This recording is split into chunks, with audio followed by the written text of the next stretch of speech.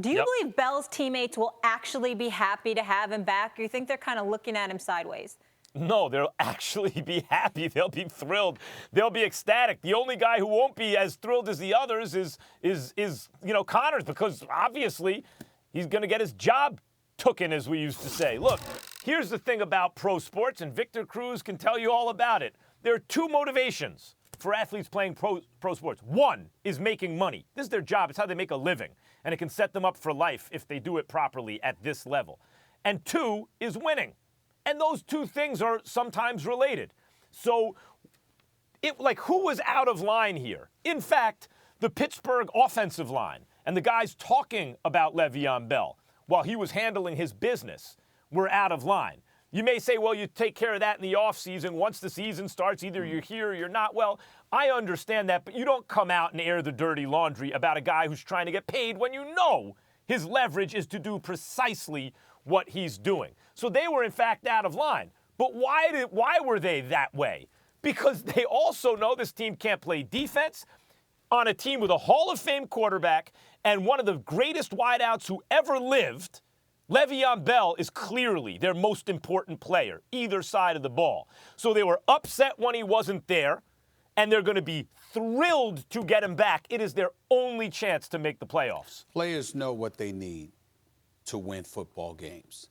This team knew how desperately and how badly they needed LeVeon Bell. The fact that he did not show up, everybody and their grandmother knew it was about business. Mm-hmm. We get that. They knew it too, and they still spoke out against him. So the question ain't about how receptive are they going to be to him. It's how receptive is he going to be to them. Because if I'm walking into that locker room. That's an interesting way to think about it. If I'm walking into that locker room and I'm LeVeon Bell, I don't give a damn what they think about me. They need to be concerned with how I'm looking at them.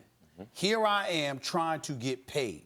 We know the business of football. We lament how football players are exploited all the time by the league. We understand what players endure. We just witnessed what happened to Earl Thomas. We didn't need that to happen to Earl Thomas to know the reality of that situation. And if anybody knows that, no one knows it better than the players. And still, they spoke out against him.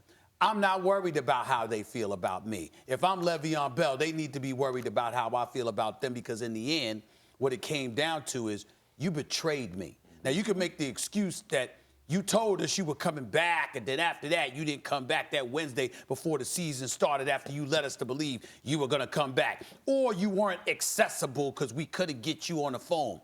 There is nothing that you can come up with that excuses them from calling him out the way that they did and how they did. It was nothing short of betrayal. I was a little shocked by that as well because, I've been in positions where I had a mini holdout, if you will, but guys understand that this is a business. And when guys hold out and when guys are sitting back trying to get paid and trying to get their money, typically guys understand, teammates understand, let the guy hold out for as long as he can so he can be in a position to take care of his family and take care of his own personal things that he has to take care of. So when guys, in this case, teammates of LeVeon Bell coming out and saying things negatively about him, or they can't get him on the phone, or they felt a way about how he was handling the situation, that's bothersome to me because they understand. They know how short the time span for anyone in this league is. So for them to come out and say these things about LeVeon was a little surprising to me. LeVeon, on the other hand, like you said, Stephen A., he needs to come in proud of what he's done or the decisions that he's made, and looking at the guys that were saying things to him and being like, I got you.